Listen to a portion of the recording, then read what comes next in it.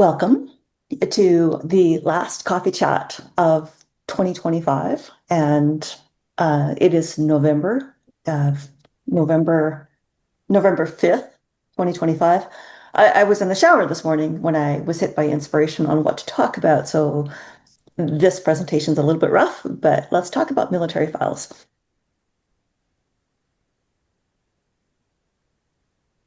This is a super brief summary on everything I've gleaned about researching Canadian Chinese in both the major conflicts. Uh, I don't know if everyone knows, so I'm going to go super basic. In America, in the US, the conflicts are called, or the wars are called WW1 and WW2. And for the longest time, I thought that that was how they were abbreviated, but actually in Canada, we call them the First World War and the Second World War. So if you happen to be researching, both terms are interchangeable, but just know that one has a Canadian bend. Uh, so in the First World War, there were very few Canadian Chinese that we know of. Um, I'm with the Chinese Canadian Military Museum Society now actually, I've just renewed, so it'll be into 2026 at least.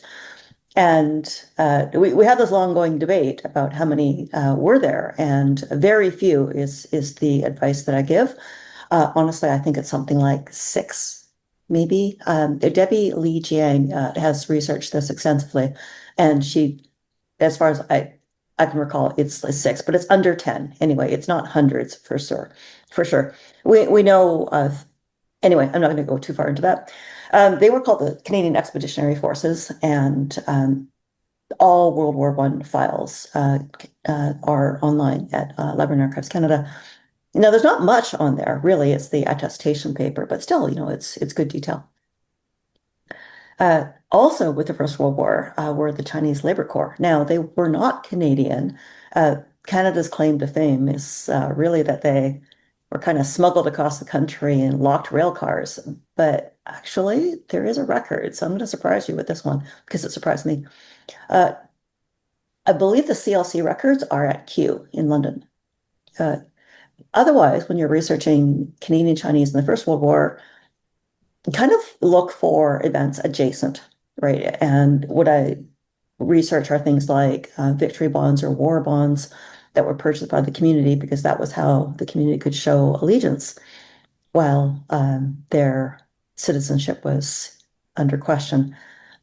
Also, the Chinese Nationalist League were big supporters, and you can research military news adjacent within the community because the CNL were hugely interested in what was going on in China during that period, 1914 to 1918.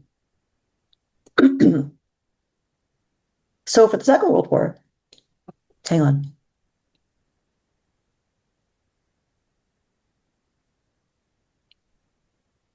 Initially, I was confused when I was researching my father's war records because he was the Merchant Marine. And for those of you who may not know, the Merchant Marine were not considered part of the regular military.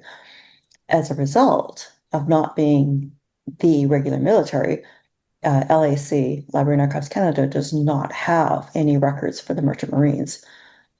Now, they say that, but when I sent in, because I happen to have my father's Merchant Marine registration card, stroke of luck, I sent in a copy of that in an informal request to LAC for my dad's military file, and I received like a Merchant Marine file. Like it was sketchy, but it was there. No, it was really interesting because they did not connect that to his actual Canadian Army file. I had to refile a second request for that file. Yeah, so while LAC officially says that they don't have any Merchant Marine records, I would still test that, right? I wouldn't take that on faith. It may just be that they don't have them categories like that. The war dead, this is a bit confusing for people.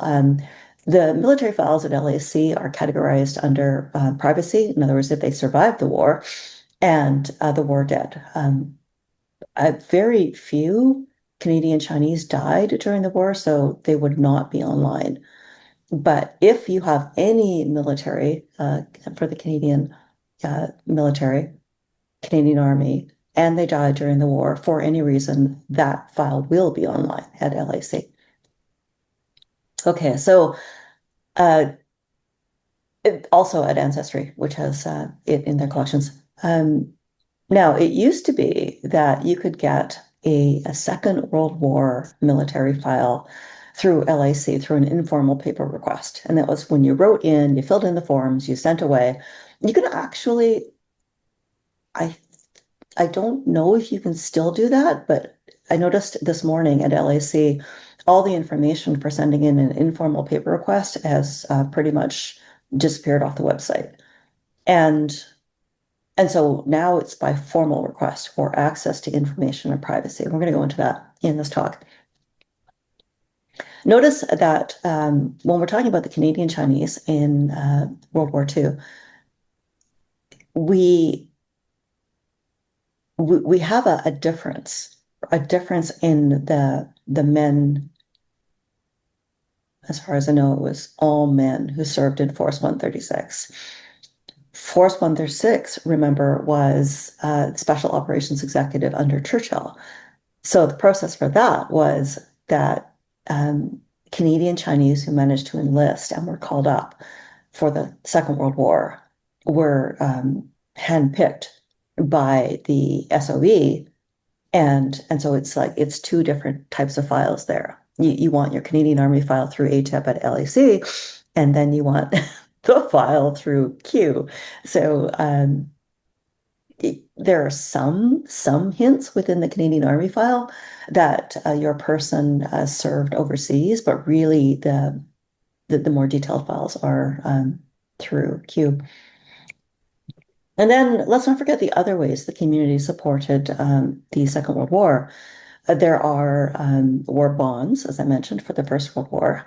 Canadian Girls in Training for women. Like it's really hard to research women, right? The women's efforts, and yet everyone contributed. So CGIT, CGIT is a good acronym to research for your people because everyone could participate that way. And in munitions, women served by working in the munitions industry. And I have a great aunt who appeared to serve as a Rosie the Riveter. She was living in off Marine Drive in Vancouver. She took trams and public transit to work at the secret Boeing plant on Sea Island. And I have a photo of her in her uniform, which matches the Boeing women. And so her story is true. She was a Rosie the Riveter. So that's another way. Those records, by the way, Sea Island for the Boeing plant, they're the Sea Island Society in BC. So here's an example of victory bonds. The Chinese of Saskatoon made a big subscription. This is the First World War, 1917. This is one way that if you don't have a direct military file, you can research. This is a rare record of the Chinese Labor Corps. Now, this is on Ancestry's Fold 3, and it shows that this man, He Yi Wan, who died in 1920, is buried at the Brookside Cemetery in Winnipeg. Oh.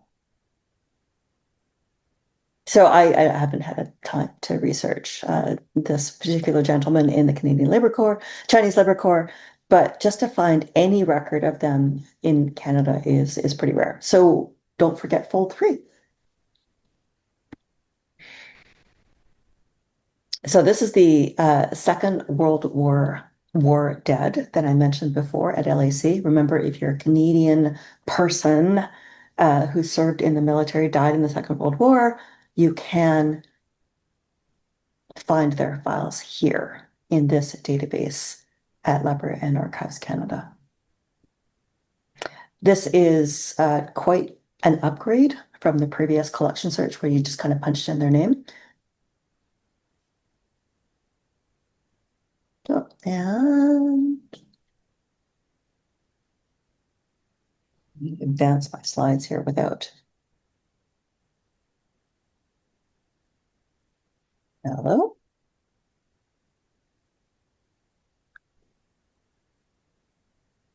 Oh, there. Okay. Now let's talk about ATIP. Not everyone has access to an ATIP file. I think you have to be in Canada or Canadian or an organization based in Canada to have the rights to ATIP. Now, if you're only going to do one ATIP request, then feel free not to create an account. But for those of us who have access to ATIP, the ATIP process, it is awfully useful, especially with delays. Just create an account. All of your requests will be there. They'll be in order. You can check on how they're doing. Any letters that they send your email will also be in your file. So I do recommend just create an account. This is my ATIP dashboard. I've just taken screenshots of my account, and I just basically skip forward to my dashboard. Uh, and and this is what it looks like. You can do a new request, or you can go straight to your request to check what your pending file looks like.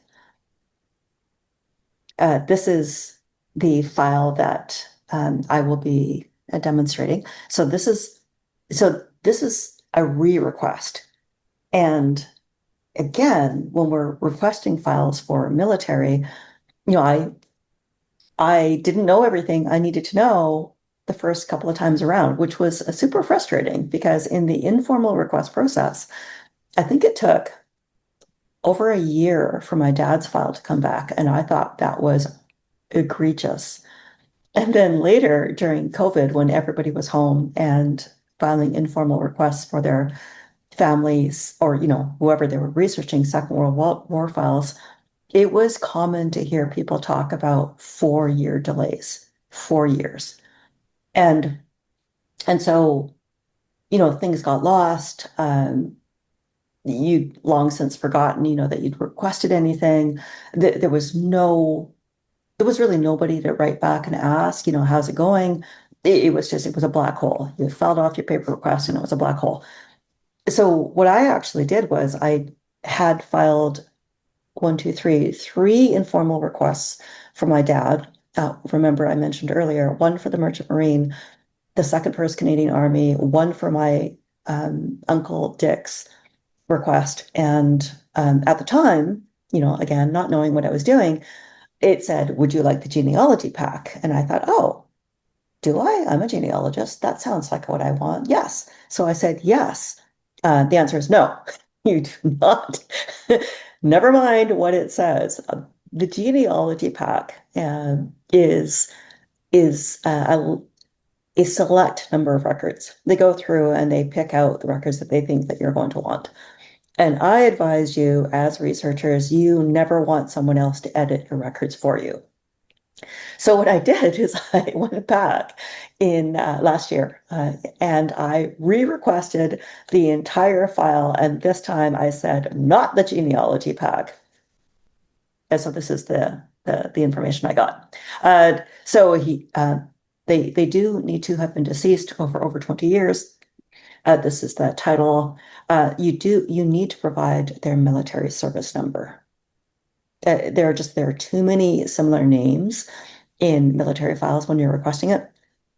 And then, here's all the information that they provide. When it was submitted, the progress, they had an extension, and now it's over, and this is a shot of what it looks like.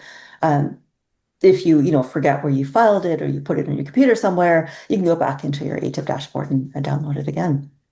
Because remember, this was last year that I did this. Do not expect your ATIP file to come back in the 30 days. The 30 days is kind of like what they aspire to do. And the extension is up to four months, like a 3 months extension. So that's what happened with my Uncle Dick's Second World War file.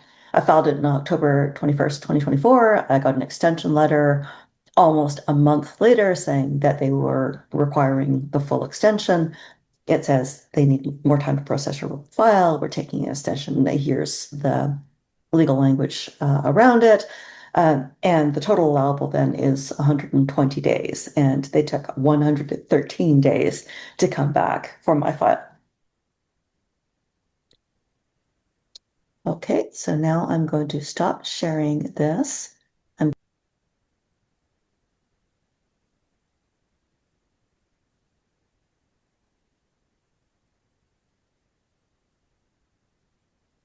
okay. So I have been incorporating AI in my research process. And, one does need to be careful when you're using this tool. The There are a certain specific number of prompts. And so if you've never seen AI, I use ChatGPT. I really do not have much experience with any of the others. There are so many. And on that isn't really where my interest is. So I think what I'm going to do is I'm going to focus on one platform and trying to learn it well, as opposed to, 5 or 6 platforms badly. The things when you're working with AI, the first thing that you enter when it says, "What can I help you with?" is you give it a role. You tell it what it is. And then you tell it what kind of background.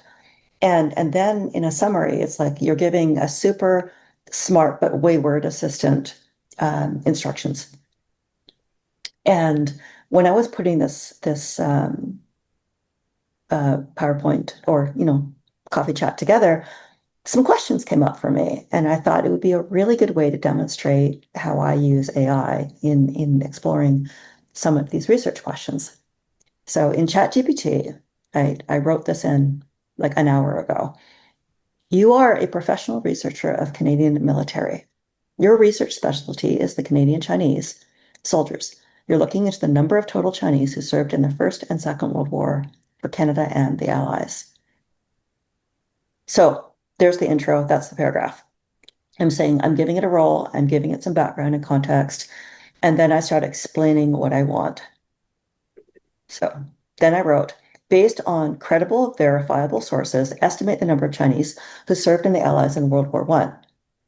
Include those who served via Special Operations Executive, but keep them separate. Include also those who served for the Merchant Marines and other wartime efforts who were not considered regular military. How many men, how many women, provide a table and links. It's really important when you're working with AI that you tell it not to make things up.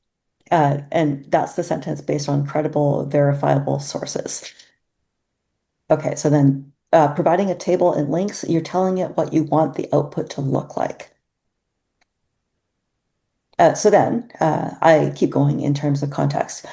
And I'm demonstrating to AI, I know where some of the fallacies are with this particular area of research.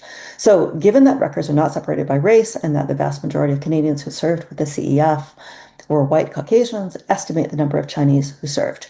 Do not include the number estimated in the Chinese Labor Corps, but provide those numbers separately.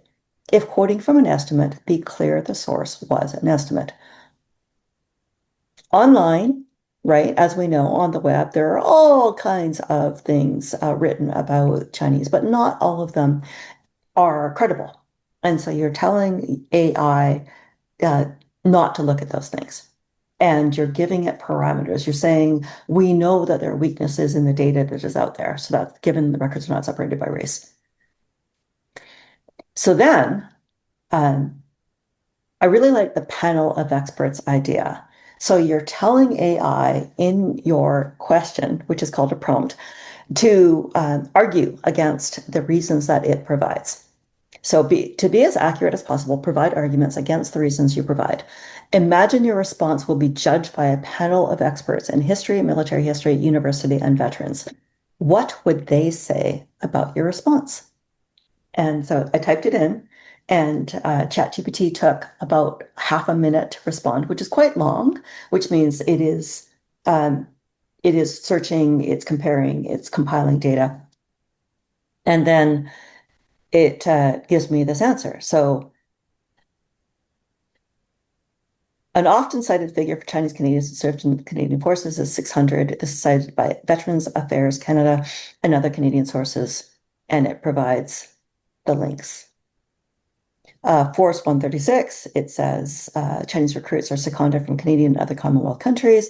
About 150, this number appears in museums, encyclopedia accounts, treat as an estimate. It's really interesting here because it is pulling from the CCMMS.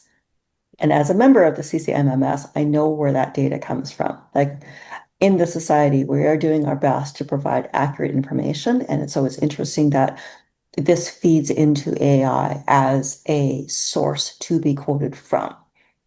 So being a museum society, there's kind of like a higher level of truth required or estimates or whatever, which is uh, which is good. I'm glad that to see AI do this. And here's the table. So what it's done is it's given a best estimate range from 2,000 to 20,000, but that's worldwide. And then it breaks down the reasons. And then I'm not going to read this whole thing out. Combined summing conservative lower bounds, 25,000 to 40,000. Chinese in the diaspora, women, remember I did say women, comprise only a very small fraction, probably less than 1,000 worldwide. Most service roles, merchant seamen, frontline special operatives were male dominated. Women mostly worked as nurses, auxiliaries, or civilian support staff. Now, I liked that because I didn't think of nurses, I didn't specify nurses, but nurses, Chinese nurses, would give me another research point to look for our women in World War II. It gives a list of the sources that it provided, that it used, uh, ranges and ethnicities, and then what expert reviewers would say and criticize. So, for example, you relied too much on secondary museum sources for Force 136 and Canadian totals. Your merchant navy figure is too high. You conflate Chinese from different national corpuses. What about the women? Why exclude the Chinese Labor Corps numbers? Recommendations and limitations. So that's how I use AI in my research work. I give it limits. I don't entirely trust it. I give it roles. I tell it to give me sources, links, and citations. And I really like the panel of experts idea. Hey, everyone. If you're in and around Kelowna, BC, this Remembrance Day week, 2025, please come join me for a very special presentation. Sponsored by the Kelowna Chinese United Association, the Kelowna Event Center, the Chinese Canadian Military Museum Society, and Army, Navy, Air Force Veterans, Unit 280.